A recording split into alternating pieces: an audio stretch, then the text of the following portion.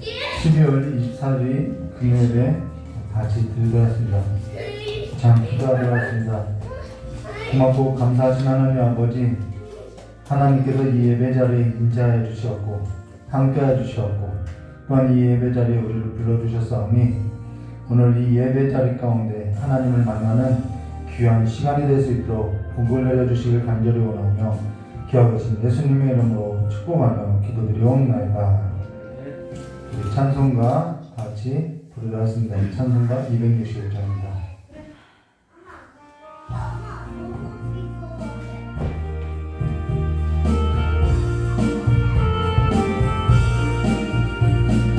주 십자가를 지심으로 죄인을 구속하셨으니 그 피를 보고 믿는 자는 주님의 진도 면하겠네.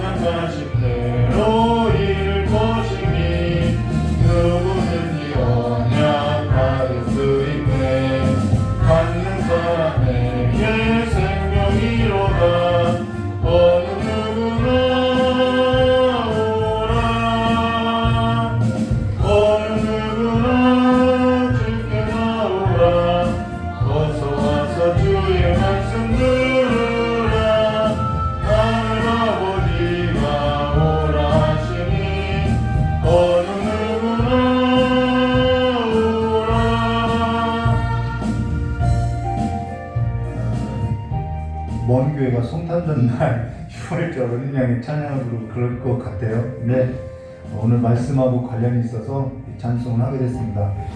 사도신경 하심으로 신앙 고백 가져가겠습니다. 전능하사 천지를 만드신 하나님 아버지를 내가 믿사오며 그 외아들 우리 주 예수 그리스도를 믿사오니 이는 성령으로 잉태하사 동정녀 마리아에서 나시고 본디오 빌라도에게 고난을 받으사 십자가에 못 박혀 주시고 장사한 지 4일 만에 죽은 자 가운데서 다시 살아나시며 하늘에 오르사 전능하신 하나님 우편한 자 계시다가 저리로서 산자와 죽은 자를 심판하러 오시라. 성령을 믿사오며 거룩한 공예와 성도와 새롭던 것과 죄를 사하시는 것과 몸이 다 사는 것과 영원히 사는 것을 믿사옵나이다. 아멘. 우리 복음 선물 한 곡 부르고 하나님 말씀 나누도록 하겠습니다.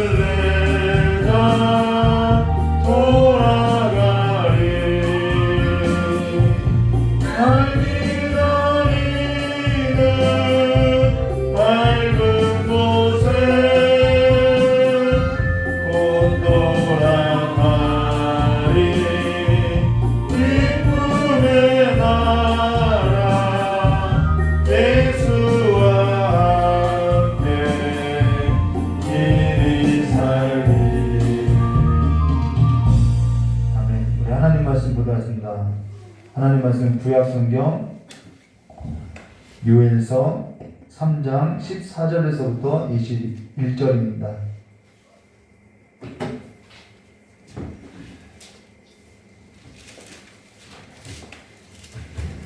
오늘로써 유월서를 마치고요.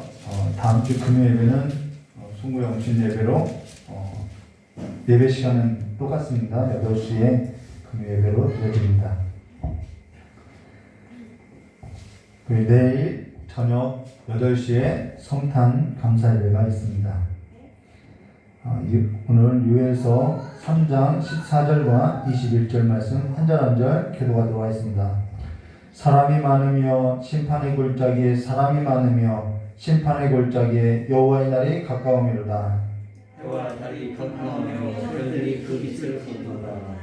여호와께서 시온에서 부르짖고 예루살렘에서 목소리를 내시리니 하늘과 땅이 진동하리로다. 그러나 여호와께서 그의 백성의 피난처 이스라엘 자손의 산성이 되시리로다. 그런즉 너희가 하나님의 산성 시온에서 땅에서 여호와의 이름을 알 것이다. 예루살렘이 거룩하니 사실 사람이 그 땅에서 풍성하게 하리라. 그날에 산들이 단 포도주를 떨어뜨릴 것이며 작은 산들이 젖을 흘릴 것이며 유다 모든 시내가 물을 흘릴 것이며 여호와의 성산에서 샘이 흘러나와서 시딘 골짜기에 대리라. 그러나 에돔은 황무지가 되겠고 에돔은 황방들이 되리니 이는 그들이 유다 자손에게 화합을 하여 무죄한 길을 그 땅에서 흘렸음이라. 유다는 영원히 있겠고 예루살렘은 대대로 있으리라. 함께 했습니다. 내가 전에는 그들의 피 흘림을 당한 것을 갚아주지 아니하였거니와 이제는 갚아주리니 이는 여호와께서 시온에 거하심이니라. 아멘. 참 기도하도록 하겠습니다. 참 좋으신 하나님 아버지, 하나님께서 우리를 하나님의 피로 사시해서 하나님의 소유로 삼아주시고 하나님의 백성으로 삼아주시고 하나님의 백성 가운데 영원히 함께 해주셔서 오늘 이날까지도 우리와 함께 해주심을 참 감사합니다. 이제는 날마다 주님과 함께 동행하는 삶으로서 주의 얼굴을 구하고 주님의 그 품 안에서 살아가는 주의 백성들이 될 수 있도록 복을 허락하여 주시길 간절히 원하오며 되어오신 예수님의 이름으로 축복하며 기도드리옵나이다. 예. 신약에 보면 이런 말씀 있죠. 시편이나 모세나 모든 선지자가 다 누구를 향해서 이야기했다고요? 예수 그리스도 나에 관해서 이야기했다. 저 말고요. 예수님에 관해서 이야기했다고 하죠. 오늘 요엘서 3장 14절과 21절의 말씀으로 여호와의 유월절이라는 제목으로 우리 함께 보도록 하겠습니다.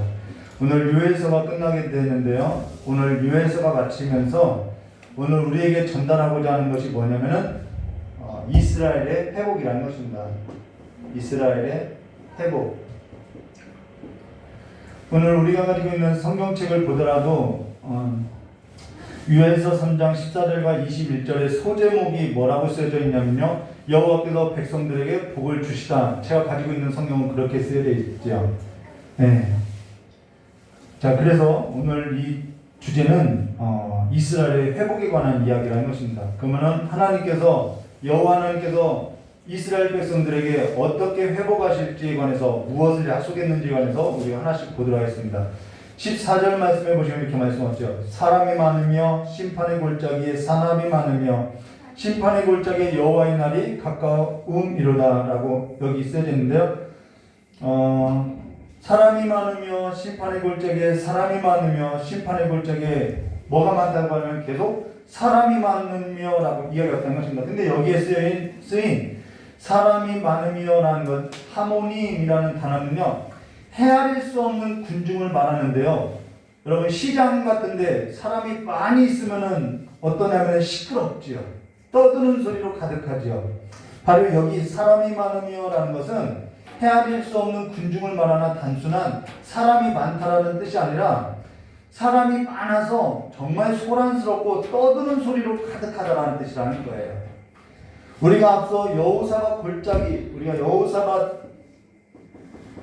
여호사밧 골짜기가요, 심판의 골짜기였고, 이 심판은 누구를 향한 거였냐면은 심판의 골짜기고 여호와의 재앙의 날이었고 여호와의 날이었는데, 이 심판은 누구의 심판이었냐면은 하나님을 대적하는 이방 민족에 관한 심판이었다라는 것입니다. 하나님의 백성을 괴롭히는 이방의 모든 민족을 심판하겠다라는 것이죠. 그래서 이 여호사밧 골짜기가 하나님의 백성들에게는 어떠한 골짜기가 되냐면 불화가 골짜기가 되었다라는 것입니다. 노래의 골짜기가 되었고 찬송의 골짜기가 되었다라는 것이죠. 그래서 여호사밧 골짜기는 우리 믿는 자들에게는 불화가의 골짜기요, 구원의 노래가 있는 찬송의 골짜기라고 우리가 지난 시간에 보았다는 것이죠. 그로 인해서 요엘 선지자가 이러한 역사적인 배경뿐만 아니라 성경 말씀을 가지고 있는 그 배경을 가지고 여호와의 날을 선포하는데, 그 여호와의 날이 뭐냐면은 하나님을 대적하는 백성에게는 심판이 선포되지만은 하나님을 믿는 하나님의 백성에게는 무슨 날이 된다라는 거예요? 구원의 날이 된다라는 것을 양면성으로 이야기하고 있다는 것입니다. 그러나 여호와의 날이 심판의 골짜기가 될 것은 하나님을 대적하는 모든 이방 민족을 향한 심판으로서 하나님을 믿는 하나님의 백성들은 구원의 날임을 말하고 있다는 것입니다. 사실 저와 여러분도 아끼는 물건이 있어서 누군가가 이렇게 함부로 만지면은 기분이 나빠지듯이, 이건 너무나도 중요한 건데요. 우리는요, 하나님의 뭐냐면은 소유물이라는 거예요. 소유라는 거예요. 그래서 하나님의 소유인 우리를 악한 자가 함부로 대하는 것에 관해서 하나님은 매우 기분 나빠한다라는 것이죠. 그래서 심판하겠다라는 것입니다. 그래서 출애굽기 한 장 넘기면요, 출애굽기 19장 3절과 6절에 이렇게 말씀하셨죠. 모세가 하나님 앞에 올라가니 여호와께서 산에서 그를 불러 말씀하시되 너는 이같이 야곱의 집에 말하고 이스라엘 자손들에게 말하라. 내가 애굽 사람에게서 어떻게 행하였음과 재앙을 내렸죠. 심판하였죠. 내가 어떻게 독수리 날개로 너를 업어 누구에게로요? 가나안 땅이 아니에요? 내게로 인도하였음을 너희가 보았느니라. 하나님의 궁극적인 목적은요, 가나안이 아니라 내 백성을 내게로 인도하는 데 목적이 있다라는 거예요.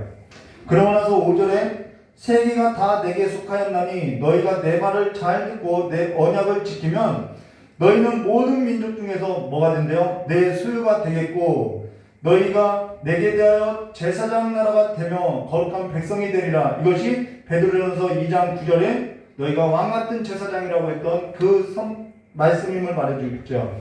너는 이 말을 이스라엘 자손에게 전할지니라 라고. 여기서도 뭐라면 우리가 하나님의 소유가 되었다라고 이야기했다는 것입니다. 근데 이 5절 말씀에는 사실 조건절이라고 쓰여져 있는데요, 말 잘 들으면 내 백성이 된다라고 쓰여져 있지만은 이것은 그냥 수사적인 언어로서요, 사실 이들은 이미 하나님이 소유인 까닭에 하나님께서 이들을 애굽에서 유월절 어린 양의 피로 구속하여서 건져냈다라는 거예요. 그래서 로마서 1장 5절과 6절에 이렇게 말하죠. 그로 말미암아 우리가 은혜와 사도의 직분을 받아 그의 이름을 위하여 모든 이방인 중에서 믿어 순종하게 되나니 너희도 그들 중에서 예수 그리스도의 것으로 부름을 받은 자니라. 예수 그리스도의 소유로서 우리가 부름을 받았다라는 것입니다. 그러고 나서요, 고린도전서 3장 23절에 너희는 그리스도의 것이요 그리스도는 하나님의 것이니라 라고 했죠. 그리고 사도행전 20장 28절에 여러분 자기를 위하여 또는 온 양떼를 위하여 삼가라. 성령이 그들 가운데 여러분을 감독자로 삼고 하나님이 자기 피로써 사신 교회를 보살피게 하셨느니라 라고. 하나님이 자기 피로 사신 교회가 바로 저와 여러분이라는 것입니다. 그리고 감독자를 둔 것은 보살피게 하기 위함이었다는 것이죠. 그로 인해서 우리가 기억해야 할 것이 뭐냐면요, 전쟁이라는 것은요, 무기가 어떤 것이냐, 군대가 얼마나 많은 수를 갖고 있느냐, 그 전쟁은 크기의 싸움에 있는 것이 아니라요, 소속을 분명히 하는 데 있다라는 거예요. 끝까지 내가 어디에 속해 있는지에 관한 소속의 문제라는 것이죠. 오늘 하나님이 저와 여러분에 있어서 현실이 아니라고 한다면은 우리는 늘 우리의 삶 속에서 소속을 분명하게 하지 않으면은 늘 다른 것을 가지고 다른 것으로 즐거움을 얻고 다른 것으로 안위를 얻고자 하다가 넘어지게 되어 있다라는 거예요. 그래서 모든 전쟁은요, 소속을 분명히 하는 거예요. 내가 누구인지, 내가 누구에게 속했는지 그 소속을 분명히 할 때 하나님께서 우리를 건져줄 것을 말해줬다는 것이죠. 그러면서요, 요에서 오늘 성경 말씀이죠. 요에서는 제가 이 PPT를 안 했어요. 여러분 성경 말씀 요에서 3장 14절 말씀 보시면 이렇게 말씀이 있어요. 사람이 많으며 심판의 골짜기에 사람이 많으며 심판의 골짜기에 여호와의 날이 가까움이라. 이 여호와의 날은 심판하는 날을 말하고 여호와의 재앙의 날이라는 것입니다. 근데 사람이 많으며라는 것은 시끄럽고 떠들어댄다라는 거예요. 근데 지금 목사 오히려 이게 말을 많이 하는 것은 목회자들이 말을 많이 하는 것 같아요. 제가 생각해도 그런 것 같아요. 근데 지금 우리가 살아가는 세상을 보면요, 세상으로부터 들려오는 소리가 얼마나 시끄러운지 모르겠더라는 거예요. 가령 전염병이라는 이 문제 하나만 보아도요, 이렇게 해야 한다, 저렇게 해야 한다라고 하고요. 부동산에 관한 문제 하나만 해도요, 이렇게 해야 한다, 저렇게 해야 한다, 법을 바꿔야 한다. 또 대선에 인한 문제만 보아도요, 이렇게 해야 한다, 저렇게 해야 한다. 정말 말들이 많이 있더라는 것이죠. 모든 사람이 입을 모아서 저마다 이것이 옳다라고 다 떠드는 소리밖에 없다라는 것입니다. 그래서 사실 가끔 뉴스를 보아도요, 사실 그냥 별로 볼 것이 없더라는 거예요. 늘 하는 소리가 그 소리고 정말 떠드는 소리밖에는 나오지 않아서 별로 볼 것이 없더라는 거죠. 오늘 여러분은 세상으로부터 들려오는 그 떠드는 소리가 아니라 가만히 하나님의 말씀을 묵상해 보라는 거예요. 그러면서 정말 사실 신앙이 있어서 성숙함은 그 성숙한 신앙인의 삶이라는 것은요, 떠드는 것이 아니라 듣는 데 있다라는 것입니다. 듣는 데 있다라는 거예요. 성숙한 그리스도인은 떠드는 것이 아니라 조용히 묵상하는 삶에 있어서 만들어진다는 것입니다. 그러면서 성경은요, 신앙에 있어서 가장 중요한 삶의 자세 한 가지를 가르치기를 뭐라 하냐면, 말을 많이 해라. 여러분 잠언에 말을 많이 하라는 말 없어요. 말을 많이 하는 것이 아니라 뭐 하라는 것이 있냐면 듣는 것에 있다라는 거예요. 듣는 것이 중요하다라는 거예요. 그래서 사무엘상 3장 10절과 11절에도 예수께서 임하여 서서 전과 같이 사무엘아 사무엘아 부르시는지라. 사무엘이 이르되 말씀하옵소서 주의 종이 듣겠나이다. 이게 하나님의 말씀을 듣는 자세라는 것입니다. 여호와께서 사무엘에게 이르되 보라 내가 이스라엘 중에 한 일을 행하리니 그것을 듣는 자마다 두 귀가 울리리라 라고 말하고 있죠. 그러고요 사도행전 10장 33절에도 이 고넬료 가정을 말하는 건데요, 이방인 고넬료죠. 내가 곧 당신에게 사람을 보내었는데 오셨으니 잘하였나이다. 이제 우리는 주께서 당신에게 명하신 모든 것을 듣고자 하여 다 하나님 앞에 있나이다 라고 말하고 있는 것입니다. 사람이요, 사실 사람이 듣지 못하는 까닭은, 우리가 이 듣는 것이 중요한데요, 사람이 듣지 못하는 까닭은 어디냐면요, 마귀에게 유혹이 되어서 사람이 자신을 중심에 두고 살아가는 까닭에 듣지 못하고 말하게 되어 있다라는 거예요. 그래서 사람이 마귀에게 유혹이 되어 자신을 중심에 둔 까닭에 듣지 못하는데, 그렇기 때문에 하나님을 중심에 두고 살 때에는 우리는 하나님의 말씀을 듣게 된 그 삶의 태도를 갖게 되어 있다는 것이죠. 그러면서 하나님 중심으로 돌아가는 사람에게 나타나는 특징이 뭐냐면 듣는 자세라는 거예요. 듣는 마음이 있다는 것이죠. 그러면서 하나님께서요, 이 애굽에 있던 이스라엘 자기 백성을 광야로 끌고 나가서 시내산에서 뭘 했냐면은 신명기서 6장 4절과 5절에 이렇게 말하죠. 이스라엘아 들으라 라고 말하죠. 우리 하나님 여호와는 오직 유일하신 여호와이시니 너는 마음을 다하고 뜻을 다하고 힘을 다하여 내 하나님 여호와를 사랑하라고 이스라엘아 들으라 라고 말한다는 것입니다. 사실 우리가 예배 시간에요, 설교를 듣는 것은요, 왜 설교를 내가 들어야지, 이 시간에 나와서 왜 설교를 들어야지, 그것은요 딱 한 가지예요. 하나님 중심에서 벗어난 삶에 있어서 이제는 하나님 중심으로 전환하고 돌아간 삶으로서 내 몸을 체질화하기 위해서 예배 시간에 설교를 듣는다는 거예요. 그래서 듣는 태도가 너무나도 중요하다는 것이죠. 여러분 기도도 마찬가지요. 기도라는 것도 내 중심에서 쏟아내는 것은요, 깨끗한 것이 없어요. 정결한 것이 없어요. 다 우리의 탐심에서 나오는 것이요.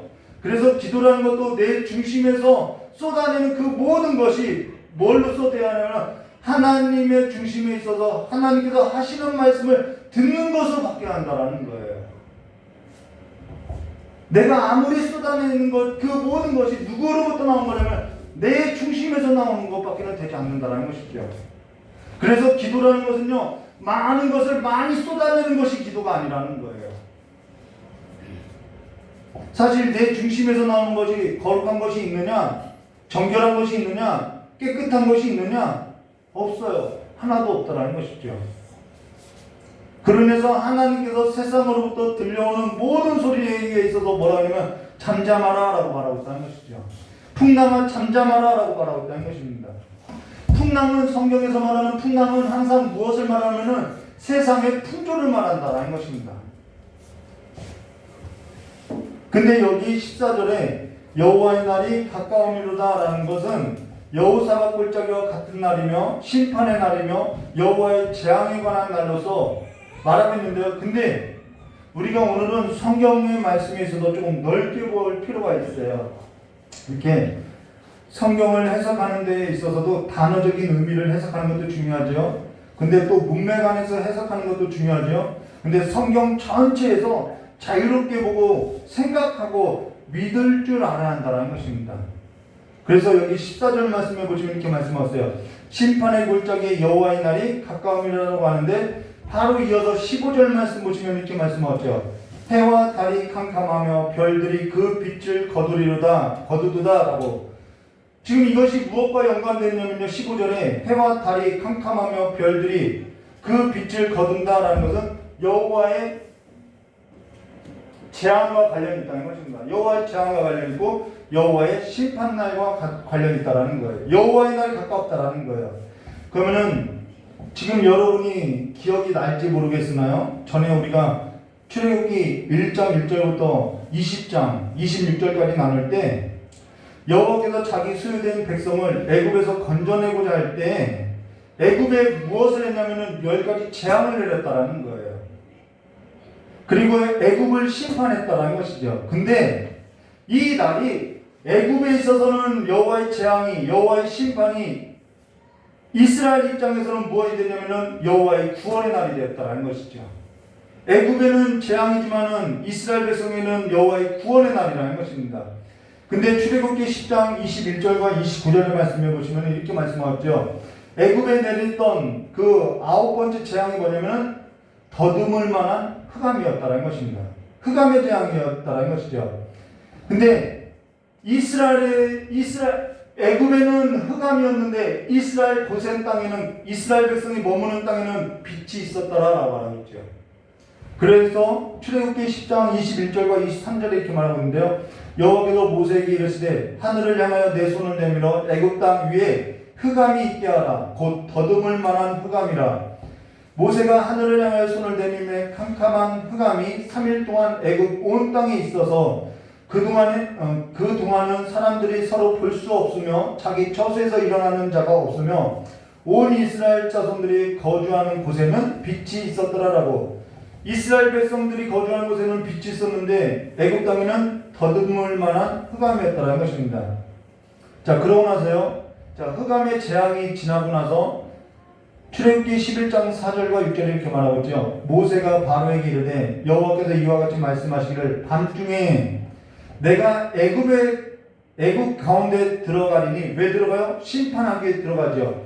애굽 땅에 있는 모든 처음 난 것은 왕 위에 앉아있는 바로의 장자로부터 맷돌 뒤에 있는 몸중의 장자와 모든 가축의 처음 난 것까지 죽이라. 첫 것은 전부를 대표하는 거라는 거예요. 그래서 어떻게 하냐면 애굽에 있는 그 온 땅이 전무후무한 큰 부르짖음이 있으리라라고, 큰 울음소리가 있었다라는 거예요. 죽음의 소리가 있었다라는 거예요.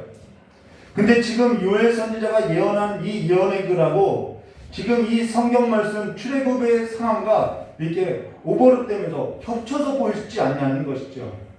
지금 요엘 선지자는 그것을 말하고 있다는 것입니다. 그러고 나서 출애굽기 12장 11절과 14절에 이렇게 말하고 있죠. 무엇을 말하냐면요. 어린 양에 관한 죽음을 말하죠. 너희는 그것을 이렇게 먹을지니 허리에 띠를 띠고 발에 신을 신고 손에 지팡이를 잡고 급히 먹으라. 이것이 여호와의 유월절이라. 이렇게 밥 먹는 사람 없죠. 우리는 밥을 먹을 때 앉아서 조용히 대화를 하면서 먹지요.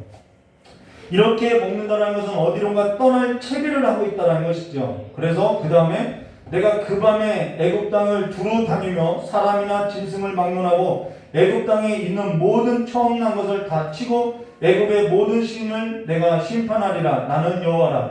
내가 애굽 땅을 칠 때 그 피가 너희가 사는 집에 있어서 너희를 위하여 표적이 될지라. 내가 그 피를 볼 때 너희를 넘어가리니 재앙이 너희에게서 내려 멸하지 아니하리라.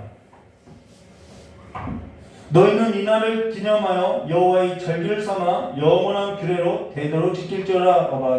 여기 내가 그 피를 볼 때 너희를 넘어가리니 재앙이 너희에게 내려 멸하지 아니하리라. 심판이 넘어갈 것을 말하겠다는 것입니다. 근데 다시 요엘서 3장 15절로 보면요, 성경 말씀이요, 해와 달이 캄캄하며 별들이 그 빛을 거두는도다 라고, 이 여호와의 재앙, 이 심판의 날이 어디에 임했냐면은 애굽 땅에 임했다라는 거예요. 그러나 사실 여호와 하나님을 빛으로 두고 사는 여호와의 백성들은 이 빛이 쓸데가 있나요? 쓸데가 없나요? 쓸데없지요. 여호와께서 우리의 빛이 되시기 때문에 쓸데가 없다라는 것입니다. 그래서 계시록 22장 1절과 5절에 이렇게 말하는 거죠. 또 그가 수정같이 맑은 생명수 강으로 내게 보이며 하나님과 및 어린 양의 보좌로부터 나와서 길 가운데에 흐르더라. 강 좌우에 생명수 나무가 있어 12가지 열매를 맺되 달마다 그 열매를 맺고 그 나무 잎사귀들이 만국을 치유하기 위하여 있더라. 회복을 말하고 있죠. 그러면서 다시 저주 없으며 하나님과 어린 양의 보좌가 그 가운데 있으리니 그 종들이 그를 섬기며 그의 얼굴을 볼 터이요 그의 이름도 그들의 이마에 있으리라. 다시는 밤이 없겠고 어둠이 없대요. 등불과 햇빛도 쓸데없으니 왜 쓸데없냐? 이는 주 하나님이 그들을 비추심이라. 그들이 세세토록 왕으로 타리로라 라고 말했죠. 그러면서 앞서 우리가 성경에 있어서 좀 넓게 볼 줄 알아야, 좀 넓게 볼 줄 알고 믿어야 할 줄 알아야 한다고 했더라는 것이죠. 근데 우리가 하나님의 말씀에 있어서 좀 넓게 보고 믿어야 할 줄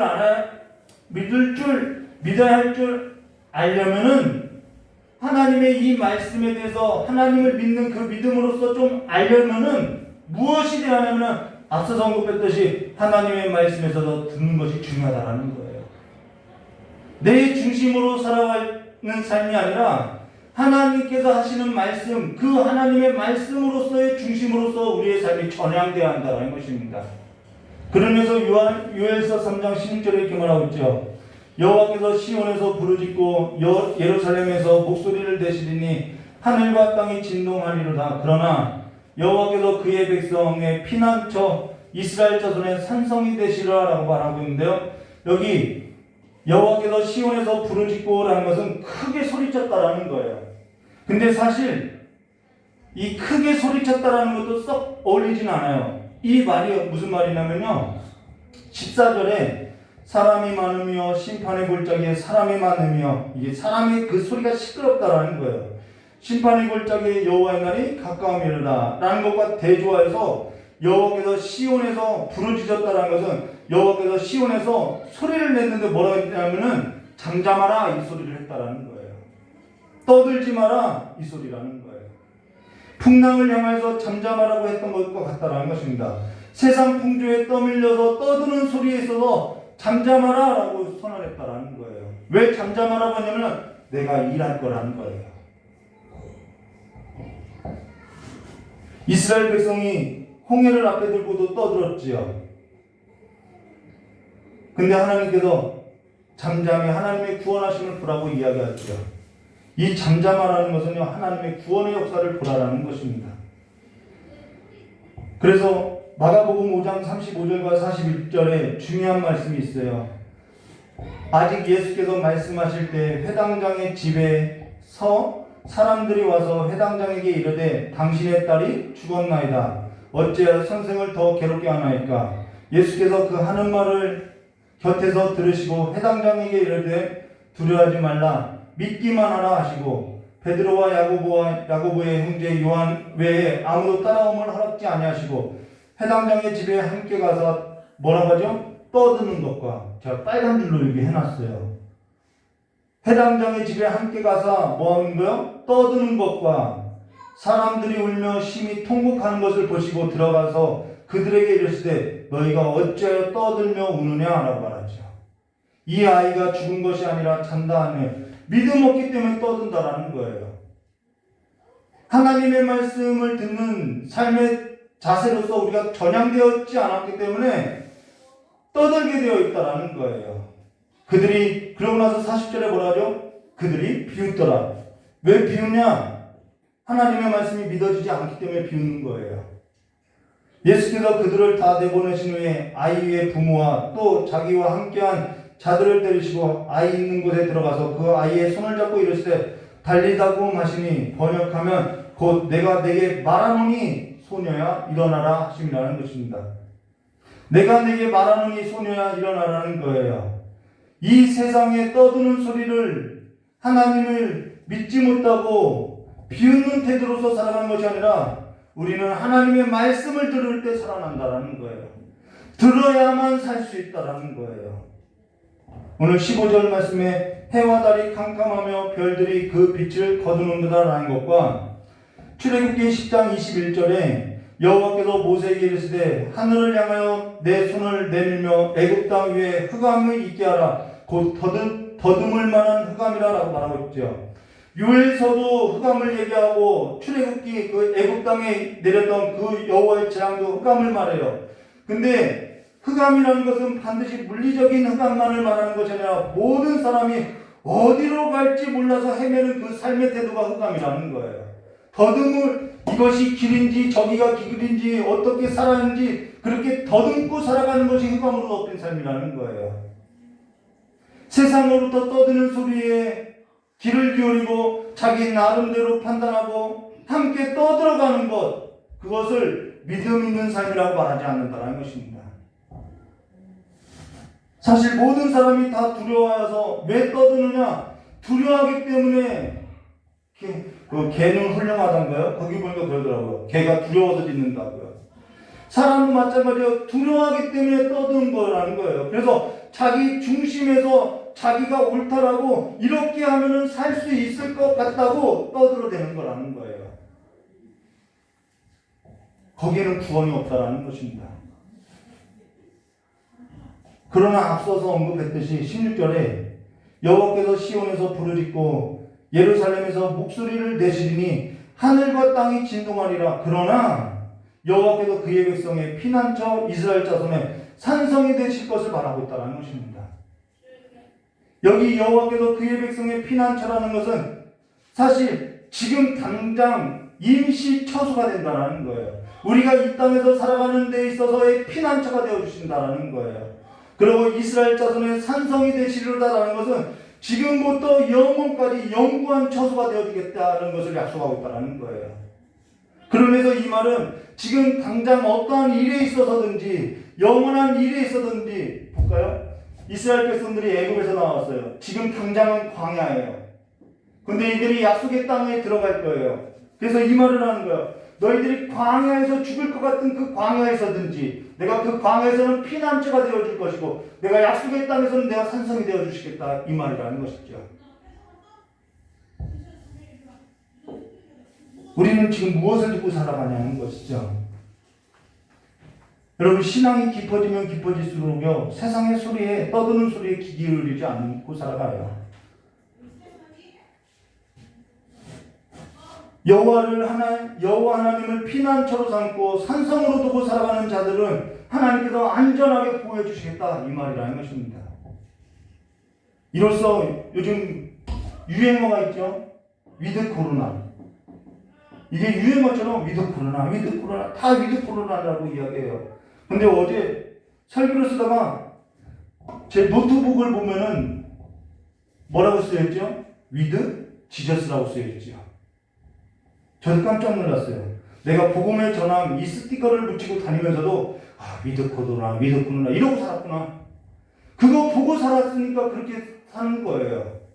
근데 복음의 전함 그 스티커를 보고 복음의 전함에 쓰여있는 위드 지저스라는 길글을 보고 하나님이 우리와 함께 하시지 저와 여러분의 삶에서도 피난처가 되어주시지 산성이 되어주시지 이것이 고백되어지더라는 것이죠. 저도 세상에 떠드는 소리를 듣고요. 위드 코로나 어떻게 하지 근데 지금까지 하나님께서 함께 해주시고 살려주셨다라는 거예요. 영원부터 영원까지 하나님은 내 피난처 되시고 하나님은 나를 소유 삼아주시고 내 백성이라고 불러주시고 그렇게 나를 보호해 주셨다라는 것이죠. 여러분 믿음은요 하나님의 말씀을 듣는 것에서부터 나온다라는 것입니다. 그러면서 17절에 이렇게 말하죠. 그런즉 너희가 나는 내 산성 시온에 사는 너희 하나님 여호와인 줄 알 것이라 예루살렘이 거룩하리니 다시 이방 사람이 그 가운데 통행하지 못하리라. 이 말이 뭐예요? 계시록으로 말하면 다시 저주가 없으며 하나님과 어린 양 보좌의 가운데 있으리니 그 종들이 그를 섬기며 그 얼굴을 볼 터이요 그의 이름이 그들의 이마에 있으리라. 다시는 밤에 없겠고 등불 햇빛이 쓸데없으니 이는 주 하나님이 그들을 비추심이라. 그들이 세세토록 왕노를 하리라. 이 내용이라는 거예요. 이방인이라는 것은 하나님을 피난처로 삼지 않고 산성으로 두지 아니하고 자기 힘으로 자기 마음에서부터 쏟아내는 그 소리를 듣고 하나님의 음성을 듣지 못하고 믿지 못하고 살아가는 모든 자들이 이방인이라는 것입니다. 지금까지도 운전하면서 사고 나지 않은 것, 내가 실력이 좋아서 아니면 자동차 보험을 메이커 있는 것을 들어서가 아니죠. 주께서 우리의 피난처 되어주시고 우리의 산성이 되어주시고 우리와 함께 하시고 우리의 보호자가 되어주셔서 오늘 이때까지 살아왔다는 것입니다. 그분이 우리의 노래가 되었다라는 거예요. 이 여호사밧 골짜기가 브라바의 골짜기가 될 수 있음을 말해주고 있다는 거예요. 그러면서 18절에 이렇게 말하죠. 그날의 산들이 단 포도주를 떨어뜨릴 것이며 작은 산들이 젖을 흘릴 것이며 유다 모든 시내가 물을 흘릴 것이며 생명수를 흘러보내는 거예요. 여호와의 성전에서 샘이 흘러나와서 시딘 골짜기에 대리라 라고. 여호와의 성전에서 샘이 흘러나와서 시딘 골짜기에 대리라 라고 말하고 있는 것입니다. 여호와의 성전에서 샘이 흘러나와서라는 것은 에스겔 선지자도 예언했고 스가랴 선지자도 예언했고 또 우리가 앞서 보았던 계시록 22장 1절과 5절에서도 최종적인 회복을 보여주고 있다는 것이죠. 그러면은 이 시딘 골짜기가 뭐냐? 오늘 시딘 골짜기에 대리라라고 말하고 있죠. 에스겔서 47장 8절에 그가 내게 이르시되 이 물이 성전에서 흐르는 이 물이 동쪽으로 향하여 흘러 아라바로 내려가서 바다에 이르리라. 이 바다는 사해를 말해요.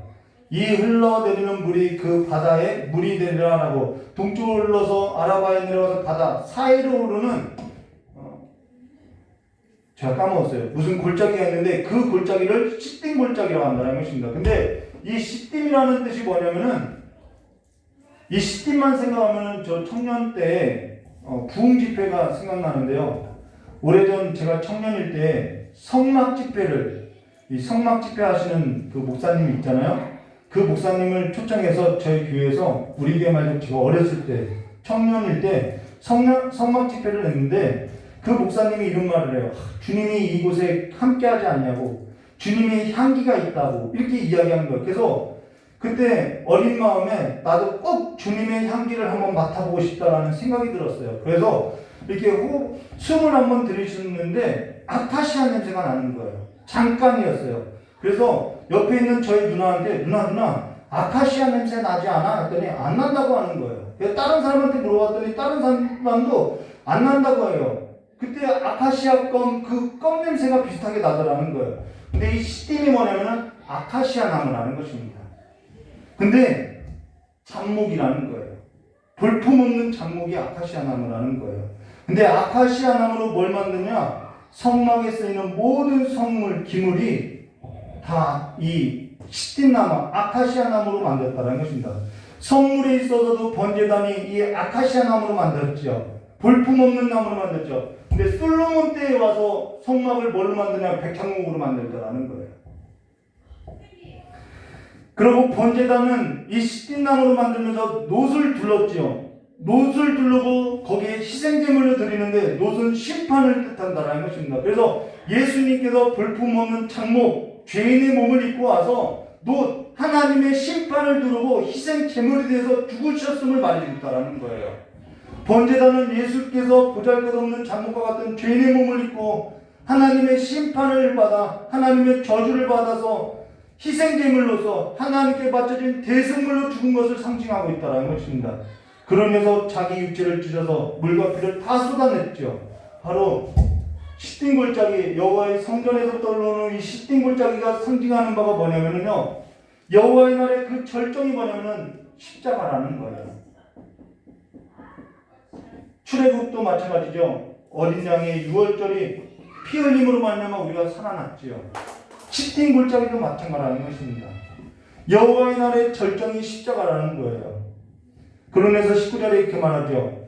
애굽은 황무지가 되겠고 에돔은 황무한 들이 되리니 이는 그들이 유다 자손에게 포악을 행하여 무죄한 피를 그 땅에 흘렸음이라라고 지금 애굽을 심판할 것이고 에돔을 심판할 것을 말하겠다는 것입니다. 이건 지금 출애굽 사건을 이야기하는 거예요. 선지자들은 늘 예언을 할 때 무엇을 모티브로 하냐면요, 출애굽 사건을 모티브로 하고 예언을 한다는 것입니다. 근데 어린 양의 피가 우리를 살렸음을 말하죠. 세상의 심판으로부터 우리를 건졌음을 말하죠.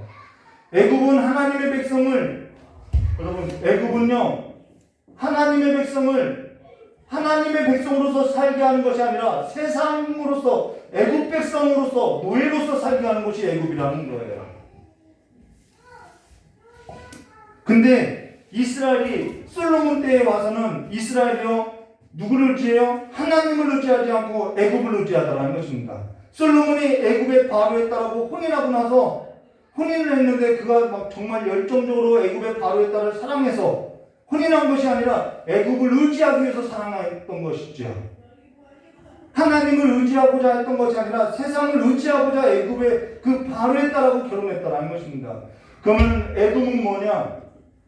에돔은요 에서의 후손을 말하죠. 근데 이 에돔의 후손이 누구냐면 아말렉이라는 것입니다. 애굽에서 나온 이스라엘 백성이 누구를 만나냐면요 이 아말렉을 만났다라는 거예요.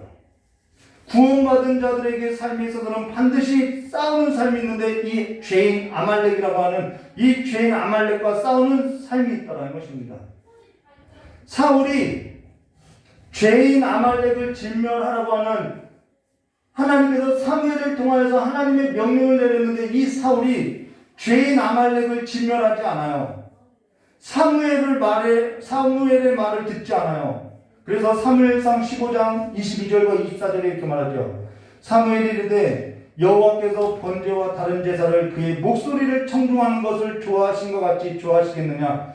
순종이 제사보다 낫고 듣는 것이 나오지요. 듣는 것이 수장의 기름보다 나으니 이는 거역하는 것이 정치는 죄와 같고 완고한 것이 사신 우상들에게 절하는 죄와 같음이라. 왕이 여호와의 말씀을 버렸으므로 여호와께서 왕을 버려 왜 버림받았는지 알겠죠? 왕이 되지 못하게 하셨나이다 하니 사울이 사무엘에게 이르되 이 사울의 주장이 얼마나 가관한가 보세요.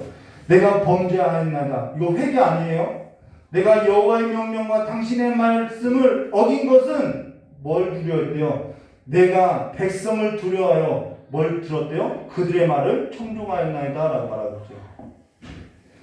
그들의 말을, 대중의 소리를, 떠드는 소리를 여호와의 말씀보다 더 청중했다라는 거예요. 이것이 뭐냐면요, 사울이 자기 육체의 소리를 듣고 죄인 아말렉 곧 자기 육체의 세력을 멸하지 아니하고 죄인 아말렉을 진멸하는 싸움을 멈추고 하나님의 말씀을 청중하는 일에 있어서 버리고 세상으로부터 들려오는 그 떠드는 소리에 귀를 기울이고 살 때 하나님을 버리고 믿음도 쳐버리더라는 거예요. 그래서 이 믿음의 싸움에 있어서 싸우지 않더라는 거예요.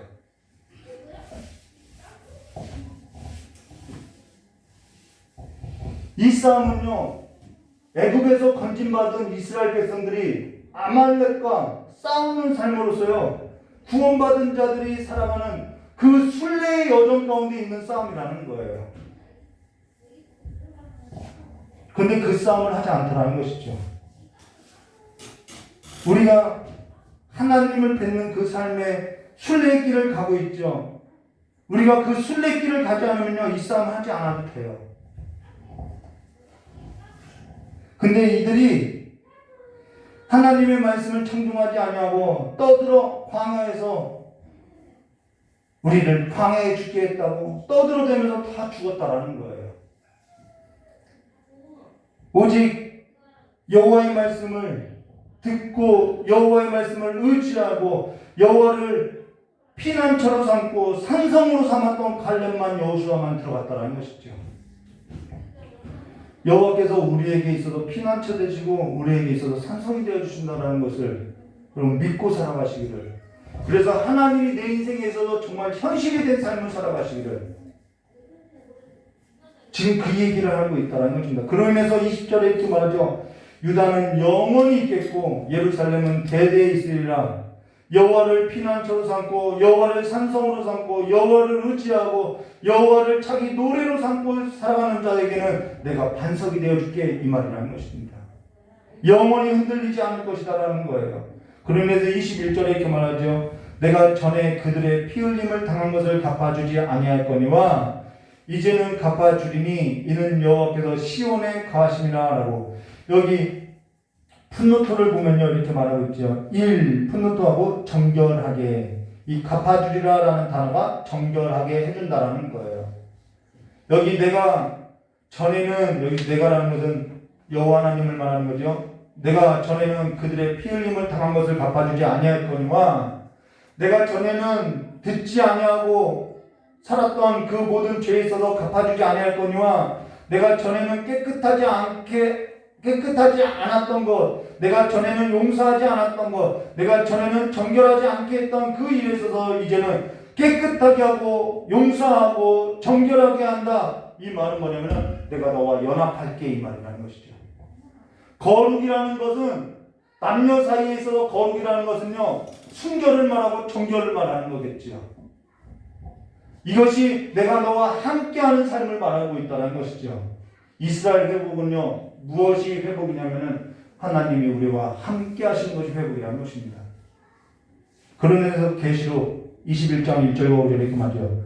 또 그가 수정같이 맑은 생명수의 강에 내게 보이며 하나님과 및 어린 양의 보좌로부터 나와서 길 가운데로 흐르는데 강 좌우에 생명나무가 있어 12가지 열매를 맺되 달마다 그 열매를 맺고 그 나무 잎사귀는 만국을 치료하기 위하여 있더라. 다시 저주는 없으며 하나님과 그 어린 양의 보좌가 그 가운데 있으리니, 여기 그 가운데 있으리니 함께 한다는 거죠. 그의 종들이 그를 섬기며 그의 얼굴을 볼 터이며 그 이름도 그들의 이마에 있으리라. 다시 밤이 없겠고 등불과 햇빛도 쓸데없으니 이는 주 하나님이 그들에게 비추심이라. 그들이 세세토록 왕노릇 하리라라고 함께 할 것을 말해줬다는 것입니다. 오늘 우리의 삶이란 저 천성을 향해 가는 순례자의 삶과 같다라는 거예요. 이 장막 육신 벗을 때까지 주님과 함께 살아가는 삶에 있어서 주님이 나의 피난처 되어주시고 영원히 사는 그 삶에 있어서 주님께서 나의 산성이 되어주시고 나의 노래가 되어주신다는 것입니다. 근데 그 순례의 삶에 있어서 주께서 우리와 함께 하시고 그날에 주의 그 여호와의 날에 우리의 눈에서 눈물을 닦아주시고 다시는 저주 없고 해나 빛에 비춤이 없어도 어둠이 없이 살 것을 약속하고 있다는 거예요. 근데 오늘 우리가 여기에 영원히 살 것처럼 여기에서 들려오는 그 떠드는 소리로 아침과 저녁으로 묵상하고 주야로 여호와의 말씀을 묵상하지 아니하고 믿음 없이 떠드는 자로서 살아가고 있다고 한다면은 너무나도 어리석은 삶을 사는 것이고 너무나도 지혜롭지 못한 삶을 살아가고 있다는 거예요. 오늘 나를 그리스도의 피로 사신 하나님을 믿고 하나님께 속한 자로서 소속이 중요하죠. 하나님께 속한 자로서 세상 끝까지 주의 얼굴을 바라고 세상 끝날까지 우리와 함께 거하시는 하나님을 믿는 성도로 하나님의 말씀을 주야로 묵상하며 주와 함께 일어나시기를, 그래서 주와 함께 일어나서 살아가는 주의 백성으로서 주의 은혜와 평강이 있으시기를 주님의 이름으로 축원합니다. 같이 기도하도록 하겠습니다.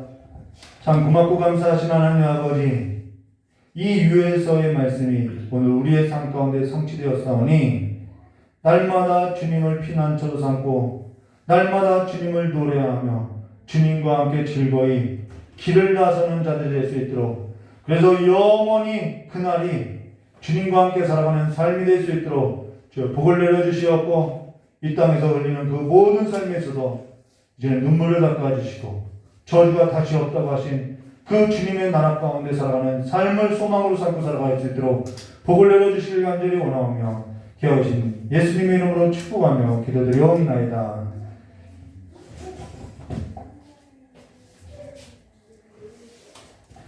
우리 찬송 한 장 부르신 후에 이경규 목사님 나오셔서 기도 마무리해 주시겠습니다. 찬송 부르러 가겠습니다.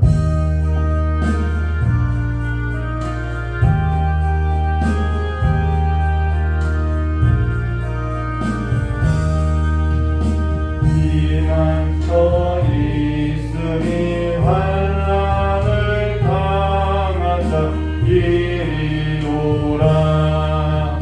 땅들이 변하고 물결이 일어나 산 위에 넘치는 두렵잖네. 이방이 떠들고 나라들 모여서 진동하나. 우리 주 목소리 한 번만 바라면 천하의 모든 것 망하겠네. 만유주 하나님 우리를 도우니 피난처요. 세상의 난리를 그치게 하시니 세상의 장검이 쓸데없네. 높으신 하나님 우리를 구하니 할렐루야. 괴로움이 심하고 환난이 극한 피난처 되시는 주 하나님. 여러분 연속으로 눌러서 하는데요. 우리 이경민 목사님 나와서 마무리 기도해 주시겠습니다.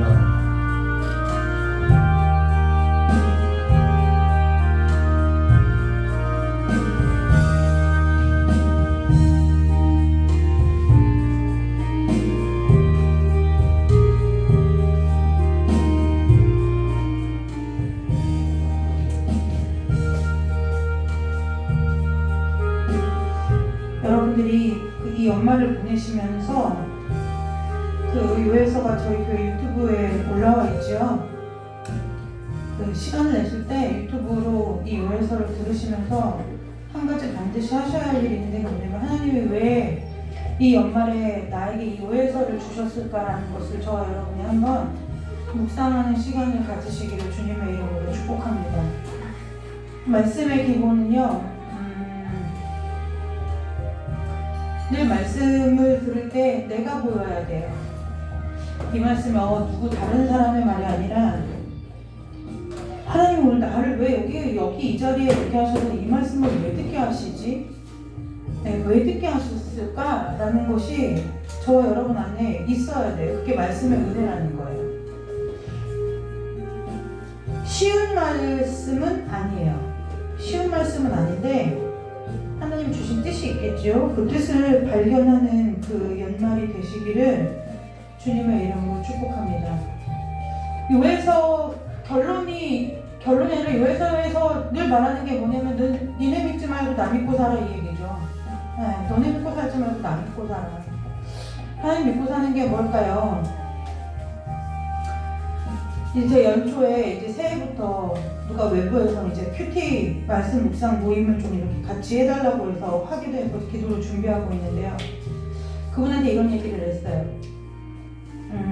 우리는 레마의 말씀이라고 흔히 얘기하는데 이게 내가 기도할 때 이 말씀이 떠올랐어요. 그게 레마의 말씀이냐? 그러면 그렇지 않다는 거예요.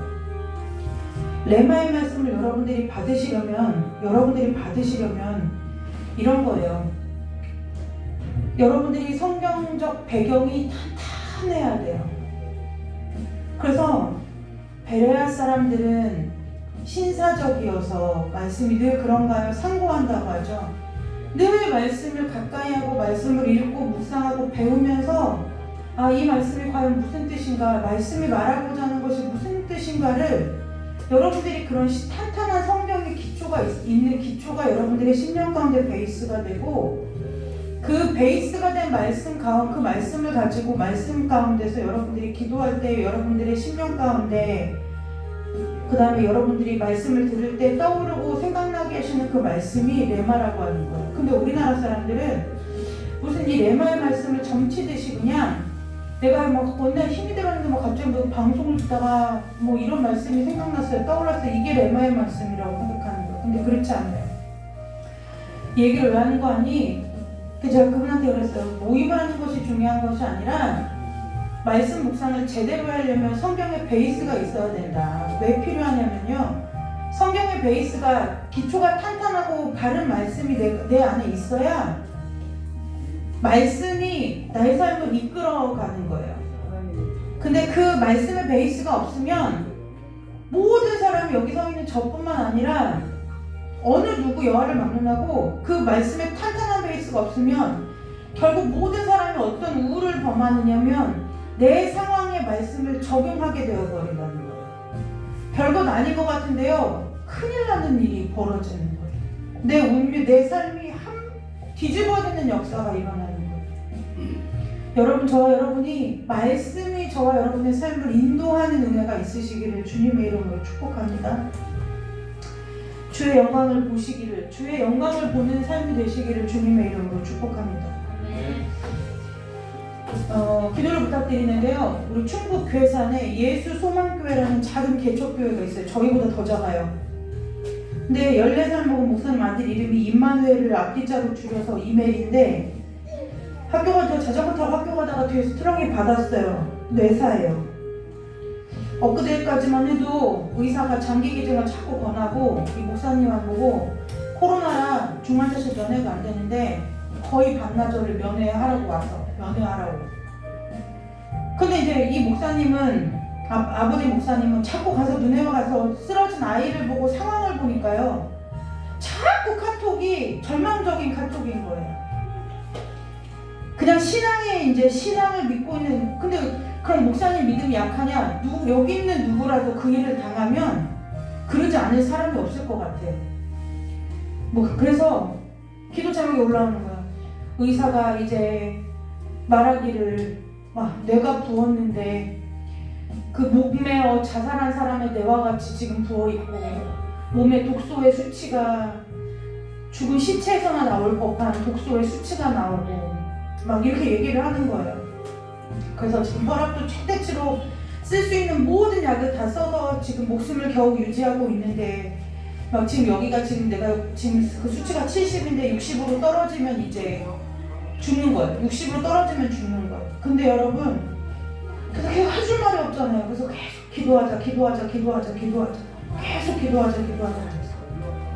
근데 사실 목사님과 사모님이 기도할 정신이 어디 있겠어요? 그렇지 않아요? 하루아침에 애가 멀쩡하던 애가 그렇게 뇌사로가 있으니 손도 못 써보고 뇌사인 거예요. 근데 그 아이 14살이에요.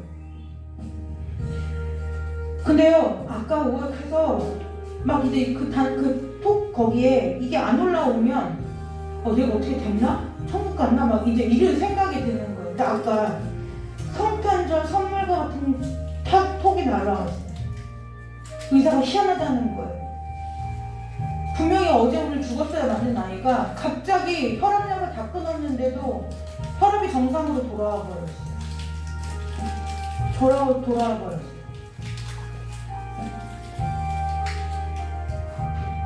우리가 늘 그렇게 속고 사는 거예요. 하나님의 일하시는 우리가 늘 그렇게 못 보고 사는 거예요. 배웠다는 의사도요 그렇게 말하고요. 그 아이를 지켜보는 부모도 그렇게 말해요. 하나님의 삶의 실수. 그래서 여러분 중보기도가 왜 필요한 줄 아세요? 내가 그 문제에 함몰되어 있을 때, 그 문제에 함몰되어 있어도 내가 헤매고 있을 때 누군가를 통해서 기도하게 하기 위해서요. 그래서 기도 제목을 자꾸 나누는 거예요. 병원에서는 이제 뇌사라고 말을 해요. 언제 깨어날지 모른대요. 그런데요, 그거 문제도요. 하나님이 죽을 아이도 생명을 건져 놓으셨는데 이제 뭐예요? 앞으로 모르죠. 또한 그 아이가 어떤 고비를 넘기게 될지, 아니면 결국엔 하나님이 데려가실지, 아니면 또 하나님이 완전하게 정상인처럼 건강하게 회복시킬지, 아니면 장애를 앓게 되는 후유증이 남는 삶을 살게 될지 아무도 모르죠. 근데 여러분 생각나실 때마다 기도해 주시고요. 하나님이 끝내셔야 끝내는 거예요. 모든 일이 마찬가지예요. 우리의 삶이요, 저와 여러분의 삶의 계획이요, 아무리 우리가 분마다 시마다 초마다 계획을 하고 달마다 계획을 세우고 올해는 뭐를 하겠다 아무리 해도 하나님이 시작하시고 하나님이 맞춰주시지 않으면 모든 파수꾼의 경성함이 허사해요. 여러분 계획 세우는 일을 하시지 말라는 게 아니라 계획을 세우시는 일에 집중하기 전에 하나님 앞에 엎드려지는 삶이 되시기를 주님의 이름으로 축복합니다. 엎드려지세요. 내년 한 해를 어떻게 살아야 되는지, 하나님이 주신 것들을 어떻게 써야 하는지 하나님 앞에 엎드러지는 은혜가 있으시기를 주님의 이름으로 축복합니다. 그래서 저와 여러분의 삶 가운데 하나님의 영광이 드러나는 삶이, 하나님의 영광이라면 우리는 모든 일이 막 다 착착착 맞아갖고 아름답게 좋게, 그거 열매 아니에요. 그러면 다윗의 인생은, 요셉의 인생은 어떻게 설명하시겠어요? 다니엘도 결국은 바벨론의 포로로 끌려간 인생 아니에요? 요셉도 마찬가지잖아요. 아무리 총리라고 해도 팔려간 인생, 부모, 형제에게 버림받고 팔려간 인생 아니에요? 어떻게 설명되어지겠느냐고요. 열매 맺는 것은 주 앞에 맡기고 내가 오늘 이 시간 어떻게 살아가야 되는지, 어디를 살아내야 되는지를 주 앞에 한 걸음 한 걸음 묻는 인생 되시기를 주님의 이름으로 축복합니다. 그래서 주님과 함께 걸으세요. 주님과 함께. 그게 여러분의 삶 가운데 진정한 승리라는 것을 기억하는 은혜가 있으시기를 주님의 이름으로 축복합니다. 찬송 하나 부르고 제가 축복기도 하고 예배 마치도록 하겠습니다.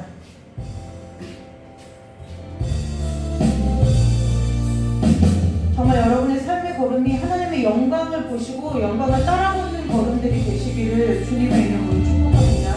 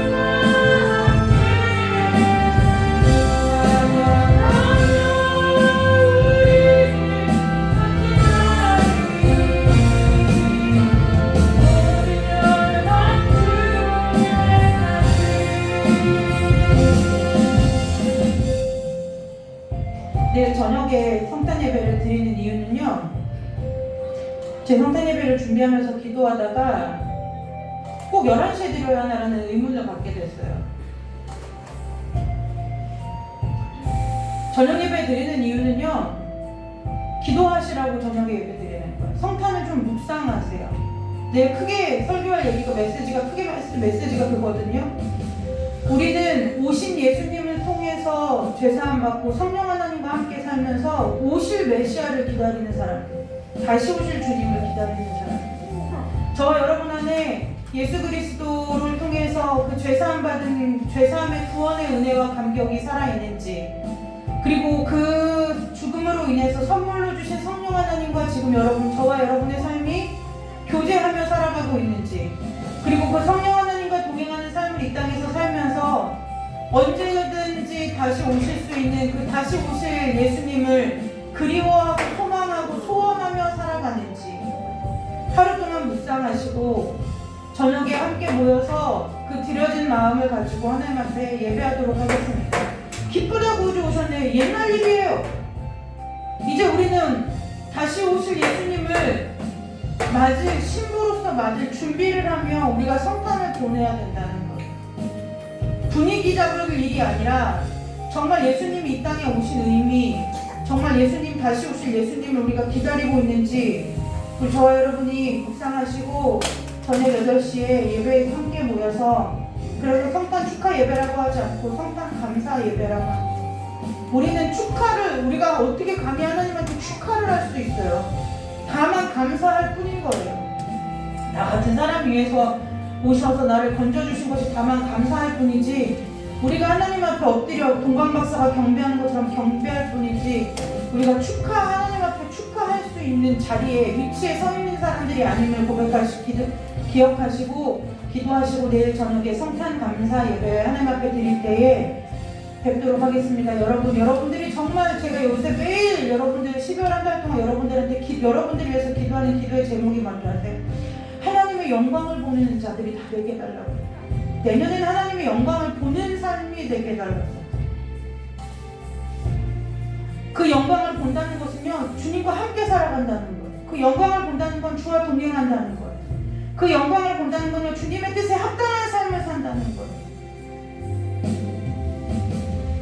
정말 저에게 기도 부탁 하는 분들이 열에 여덟하고요, 저한테 맨날 깨져요. 근데 왜 기도 부탁을 계속 하는지 모르겠어요. 왜요? 맨날 해주는 말이 뭐예요? 그게 하나님의 뜻입니까? 그게 예수 그리스도를 쫓아가는 삶입니까? 제가 맨날 얘기하는 거예요. 맨날 물어봐요. 기도가 문제가 아니에요. 말씀이 문제가 아니에요. 지금 내 삶에 어떠한 앞일에 어떠한 계획들이 문제가 아니에요. 정말 여러분, 그것은 그 시간까지 하나님께서 나에게 이 땅에 호흡을 허락해 주실지 안 해주실지 모르는 일인 거예요. 저 아는 집사님이요, 지금 순천향병원에 중환자실에 화이자 맞고요, 호흡 때문에 심장에 이 부정맥이 와가지고 지금 중환자실에서 격리되어 있어요. 그분이 그렇게 기도 제목 보내면서 이렇게 얘기했어요. 아, 정말 죽음이요, 내 앞에 있었어요. 차라리 이렇게 힘들 바에는 난 천국 갔으면 좋겠다고 생각하는데 남은 가족들 생각하니까 마음이 너무 아프더래요. 회복되게 기도해달래요. 그래서 제가 그랬죠. 죽음을 거기서 그 중환자실의 공간에서 하나님 앞에서 주신 그 죽음의 은혜를 붙들고 죽음을 묵상하라고 그랬어요. 우리는 죽음을 묵상하지 않아요. 아니요, 죽음을 묵상해야 돼요. 그래야 내 구원이 얼마나 귀한지, 내가 살아가는 이 하루가 얼마나 하나님 앞에 귀한지, 내 주변에 나와 함께하는 사람들이 얼마나 귀한지를 깨달을 수 있어요. 여러분, 영광 가운데 서는 자들 되시기를 주님의 이름으로 축복합니다. 주의 영광이 보여지는 삶이 되시기를 주님의 이름으로 축복합니다. 주의 영광을 보지 못하면요, 내가 살아가는 삶 자체가 내 주변에 여러 어려움들을 초래하는 일들이 벌어져요. 눈이 어두워지면요, 가리워지면요, 여러분, 하나님께서 여러분의 눈을 여시고 심령을 여시고 귀를 여셔서 하나님의 영광 가운데 하나님 앞에 엎드려지는 삶이 되시기를, 하나님 앞에 경배하고 예배하는 삶이 되시기를 주님의 이름으로 축복합니다. 기도하고 예배 마치도록 하겠습니다. 존귀와 영광과 찬양을 받으시기에 합당하신 거룩하고 존귀하신 아버지 하나님, 이 시간에 주 앞에 모든 감사와 영광과 찬송을 올려드립니다.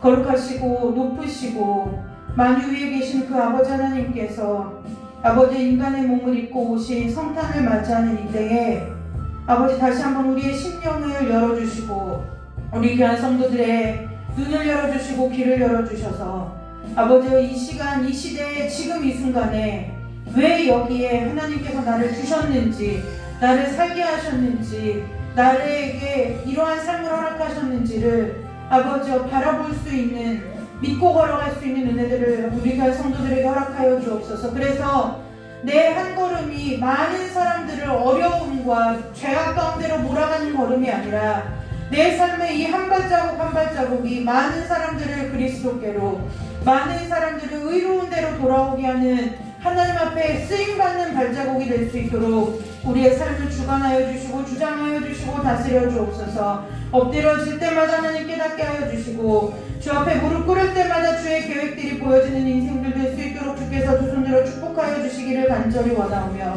거룩하고 존귀하신 예수 그리스도의 이름으로 축복하며 기도드리옵나이다. 아멘. 하나님께 영광의 박수 올리고 예배 마치도록 하겠습니다.